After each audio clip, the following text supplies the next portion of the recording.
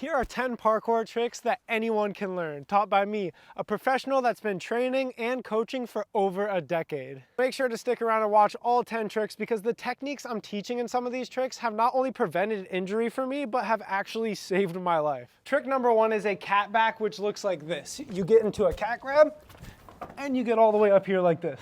Now, I'm not gonna teach you this by just showing you how to do it and giving you some tips. I'm gonna teach you every single skill today by teaching you how to fail out of it first before you ever purposely try it. So instead of having you start on this wall and teaching you this part, I'm actually gonna teach you how to fail and not get that part first. So step 1 is jumping towards that wall, hitting your feet first on the wall, and then tapping your hands and then landing on the ground as if you reached for the top but didn't make it, which looks like this. Start by practicing really close to the wall, but try to make sure your foot hits at least as high as your knee, because if it hits really low on the wall, it's more likely to kind of get rolled in this corner right here. As you get better and better at doing this, you can back up and do it from pretty far away. So now you're ready to try the next step, which is jumping off this wall and then doing that fail off of this wall. When you first try it, you might only get one foot to touch that wall, but that's totally okay. Eventually put in more power until you can actually bounce off both feet like that. Now that you know how to properly mess up this part on purpose and still be completely safe, it won't be as scary when you try to actually hang on this wall and go for it, because you don't even have to try to commit to the top. All you have to commit to is trying to step up with this foot, turning around and bouncing off of that wall like that. If you plan on turning to your right side, it's important to jump off your left foot because that opens your hips this way. And same thing with the opposite. If you plan on stepping up and jumping off your right foot, you want to have your right foot as the one you're jumping off, turning left so that your hips open. Because if you try to jump off your left foot and turn this way, you get in this twisted body position and it won't make for a very good jump. So at this point, you have all the knowledge you need to start trying to reach for the top, and you won't get hurt when you fall. After a bunch of practice, you should be stronger at pulling up as well as being able to step higher with this foot that moves from the bottom. And if you do both of those strong enough, you should be able to grab the top. And that's how you safely learn to do cat backs. The next move I'm gonna teach you is a handstand, which I learned by just kicking up into it and then falling out of it. But I wish someone would have taught me this way instead, which is if you learn how to fall out of a handstand first, it's a whole lot less scary and easier to learn. One way to fall out of a handstand is just when you come back onto your feet, and that way's pretty intuitive. And if you start to fall sideways out of it, well, that way's relatively intuitive as well. But if you kick too high and start falling towards your back, well, a lot of people do that. Here are 2 much better options of how to fall out of it. When you kick into your handstand, you can either do a forward roll, or if you start to fall towards your back, you can cartwheel out of it as well, which you can just try to do that if you have soft mats to land on. But if you're learning on hard ground, you probably want to start by using a wall. And the best way to do that is by starting with 1 foot on the ground, 1 foot on the wall, getting onto your hands, and then practicing whichever one you want to do, whether you want to do the forward roll or if you want to do the cartwheel. And then simply progress by moving your feet higher and higher up the wall. And as you start to do that, you'll get more confident at doing it out of a handstand. Another reason that the wall is helpful is once your feet get to the top of that progression, you are now kind of already doing a handstand. All you have to do is start kind of tapping the wall until you don't need to tap it anymore and you're doing a handstand. You can also turn and face the wall and kick up into a handstand this way, although I wouldn't suggest learning this until you've done all the other steps first, because if you try kicking straight into this without learning the other techniques of how to fall, you might just crumple up against the wall. And now that you know how to fall properly out of your handstand, let me give you a few tips of how to actually hold that balance. One of the best tips that was ever given to me was to focus on trying to hold the balance right here in the middle of your hand between your fingers and the bottom of your palm. And the reason for that is because that's pretty much what you do in a handstand. You hold the balance here, and if you start to fall towards your back, you push extra hard off your fingertips. And if you start to fall back towards your belly, then you push with your palm against the ground. You can also practice by doing this yoga pose where you put the inside of your knee, not the top, but the inside up against your tricep on both sides. And that is a little bit easier to hold than a handstand since your center of gravity is lower. And if you look at my hands right now, you can kind of see as if I fall towards my face, I'm pushing off my fingertips. And if I fall towards my feet, I'm pushing off my palms,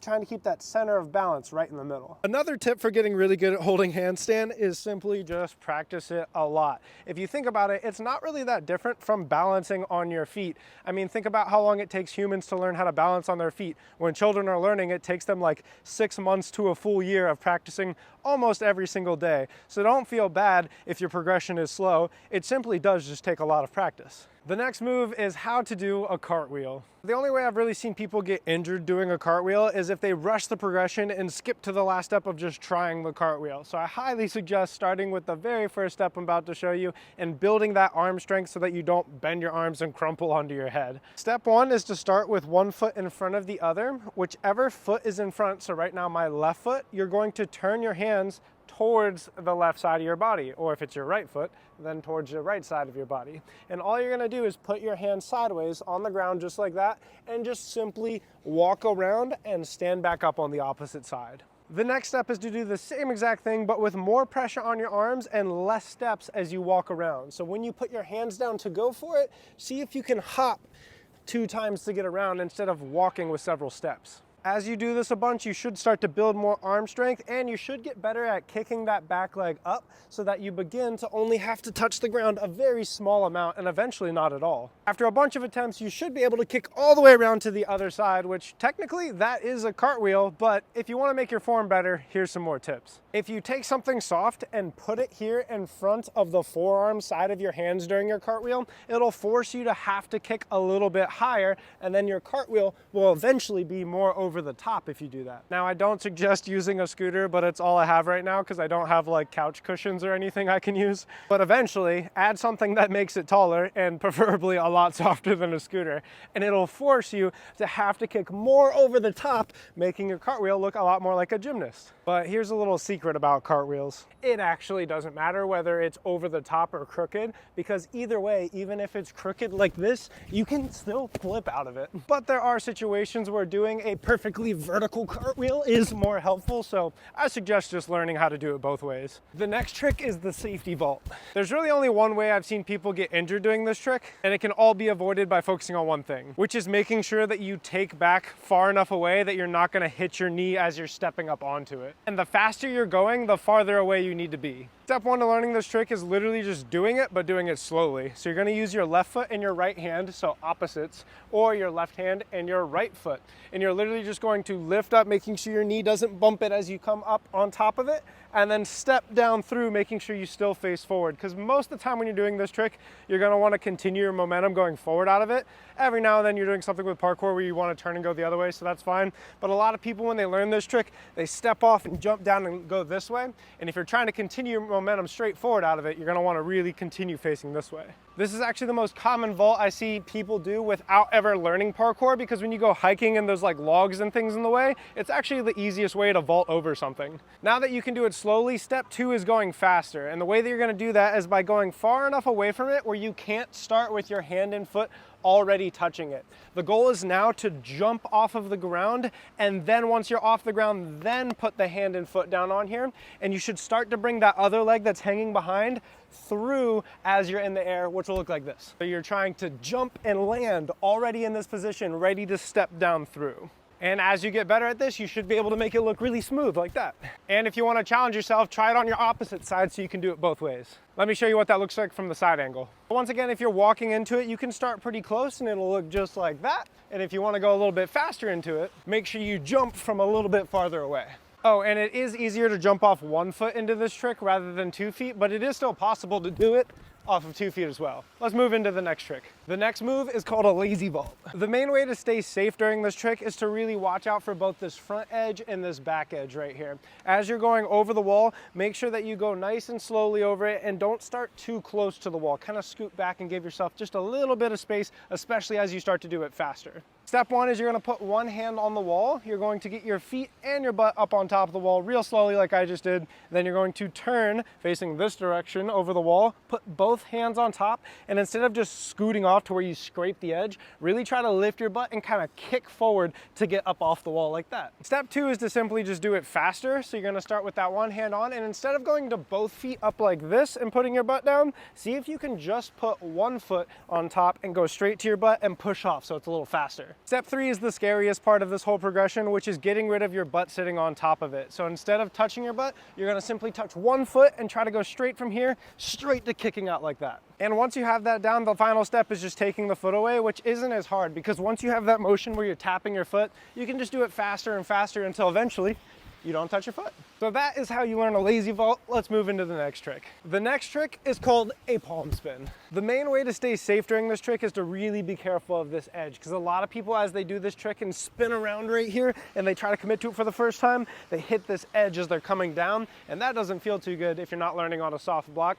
So the most important way to avoid it is step number one. Step number one is to use your feet on top of it. So you want to start with your hand turned inwards so that your fingers are hanging down in front like this. And if you're using your left hand, you're going to spin around this side of your arm. And if you're using your right hand, you're going to spin around this way.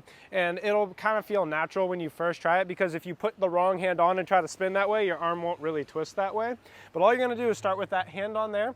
The other hand can help you get up, but you actually don't have to use this hand in this trick. It just usually helps. So I'd suggest starting with that hand on top. Then all you're going to do is try to make sure you avoid this edge as you hop up, get your feet on top, keeping this hand on the whole time, spin around and land back where you started.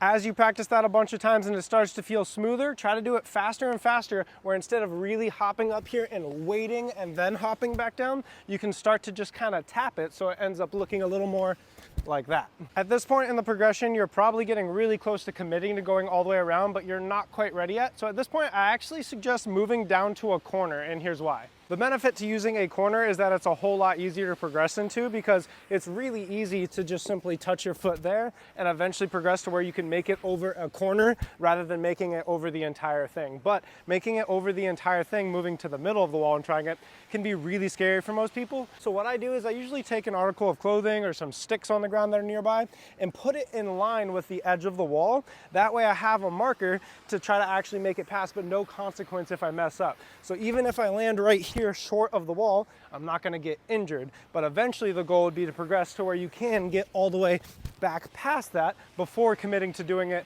where you would scrape the wall. Once you've done this drill with a line on the ground a bunch of times and it's no longer scary for you to make it past that line, it's about time to try to progress up to an actual wall where there's consequence if you don't make it around. But just know, even if you mess this up, there is still a way you can save it by simply using your foot on the way down. So you can touch your foot right on the edge right there as you're stepping down, and just know that you can do that as many times as you want and progress as slow as you want before you end up committing to the entire thing. Once you've mastered this trick, a really good challenge is seeing if you can do it going both directions. Let's go ahead and move on to the next trick. The next trick is a shoulder roll, which can be used to prevent injury when falling, or it can be used to lessen impact. The only way I've seen people get injured doing this trick is if they allow the side of their head to touch the ground during the roll. So sometimes it can be safer to teach people how to just roll directly over their side first before trying to actually push all the way over their shoulder like that. Now when you do a shoulder roll, you go from your shoulder across your back to your hip. Let me show you what I mean.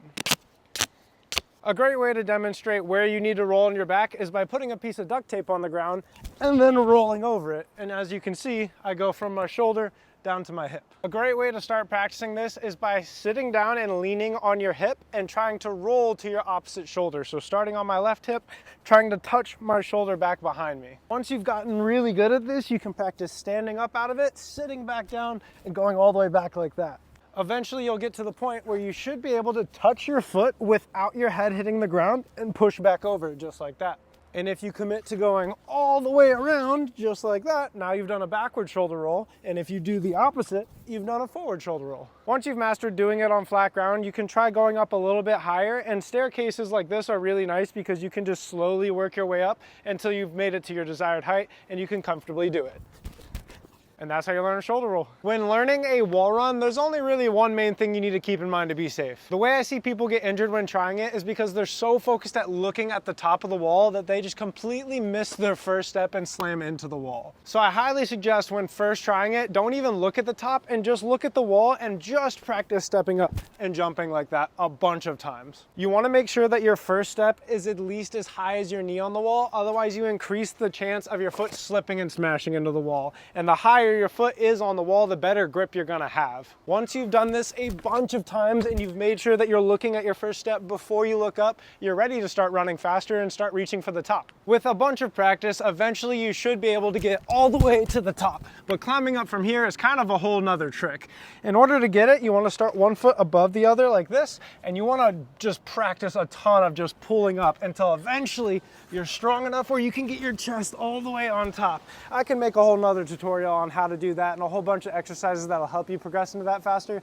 But for now, just know that that's how you learn it pretty much, just a lot of practice. The next move that I'm about to show you is probably my favorite of the list of skills that we're teaching today, and that's because anyone of any age range can learn this trick. And when I first started parkour, it was definitely one of my favorite things to do. But before we get into that trick, I gotta thank today's sponsor, which is Raycon. They sent me these fitness earbuds, and let me tell you a little bit about them. These wireless earbuds come with this charging case that can fully charge the earbuds up to 4 times, making the battery life 56 hours. On top of that, they have active noise cancellation and they're water resistant. They fit into your ear quite easily and they stay in your ear as well. Now, I'm not just gonna tell you that these stay in my ear. Let me show you how well these stay in my ears. So these things are gonna stay in your ears even if you're jogging like this. They're not going anywhere. Just in case you're not convinced, I'm gonna give it one more test. I'm gonna do 3 backflips with 1 twist in every single backflip. And a 1 and 2 and 3. Oh my gosh, they didn't even move a little bit. Now that I think about it, it's actually pretty crazy that you can pull them out so easily, but they don't fall out during that. Whether you're using Raycon's wireless earbuds for phone calls, listening to podcasts, or if you're like me, listening to music for motivation to exercise, these are a great purchase and for half the price. Go to buyraycon.com/BobReese for 15% off. The next trick I'm gonna teach you is how to balance on a rail. Now, obviously starting on a lower rail is preferred, but sometimes that's really hard to find and a handrail is all you can get. So that being said, if you're learning at a hip-high rail, this is the safest way to learn it. Start by putting both hands on the rail, 1 foot on top, and vaulting over it like this. Once you can do that easily, you're ready for the next step. The next step is trying to stop halfway over that transfer and try to just get your other foot up onto the rail. Now, balancing up here on your hands and feet, the key part is going to be squeezing this rail with your hand. And if you start to fall to your left, you squeeze and twist the rail the opposite direction that you're falling. If you look closely at my hands, you can see how I'm adjusting it right now. And since you've already learned how to step down off of it, no matter which way you fall, you can catch yourself safely. At this point, you're almost ready to stand on the rail. You just got one more thing to practice, which is now that you can do this and get your other foot up on there, you want to learn to take your hands off. But before you fully commit to just trying to balance, quickly try taking one hand off and then the other, and if you get scared and start to fall, just re-grab and fall the same way you've been practicing so far. At this point, you should be pretty good at balancing in a squatted position and you know how to fall out of it as well. So all you need to do is the final step of standing up and balancing like this. And if you start to fall and get scared, you can simply just fall the way that you've already learned now. A couple other things to think about when you're balancing is always try to keep at least one arm up no matter which way you're falling, because that'll help counter your balance. On top of that, if you take a look at my hips, as I'm starting to fall, I am shifting my hips in order to keep that balance there. You can see it even more when I put my arms down because I have to use my hips more in order to balance. And I'm almost losing it. Oh, I lost it. And just like any other skill, it does take some practice to get really good at it. But the most important thing is that even if you lose your balance and you fall, now you know how to do it safely so you can not get hurt and continue progressing at it. The next skill is a running precision jump. Now this jump is a lot bigger than a beginner would do, but I wanted to pick a good size one so I could show you what it looks like when I fail it. Before you ever jump across your first gap, the first thing you should do is what's called a bounce back, and it's pretty much just drop kicking the wall softly. Looks like that.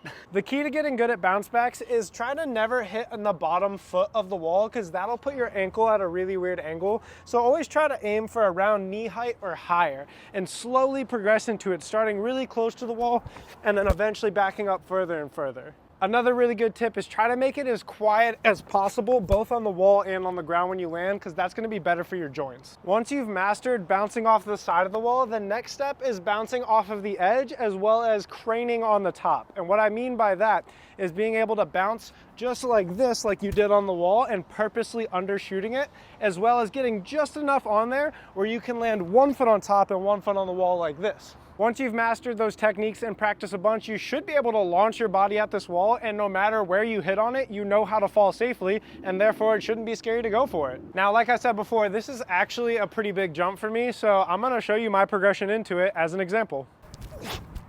Okay, that wasn't so bad to get my feet there. Now I just gotta get like 2 feet higher. Oh, there we go, I got 1 foot on that part. Oh, I got both feet on it, let's go. Oh, I got the crane. Okay, now I just gotta get both feet on top. As I was doing that one, I remembered a really helpful tip. Where you're looking is really, really important. Make sure that when you're jumping at that wall, you're looking here first until your foot actually contacts this wall before you look at that wall. And when you look at that wall, you should be looking wherever you know your feet can hit. So you know if it's your first try and you're not gonna make it to the top, don't look at the top. Look at the point on the wall where you know you can make your feet hit, then eventually progress your way to looking at the top if you're actually trying to get to the top. All right, I'm gonna give it full power on this one. Hopefully I'll make it. Oh, what a perfect stick too, let's go. Thanks for watching my video all the way to the end. If you wanna see more videos like videos of me using this thing, make sure you subscribe. The best way to support me is by sharing my videos with other people, so I really appreciate it if you do that. And if you want to, go to the link in my bio to check out my merchandise. Look at me go. Look at you.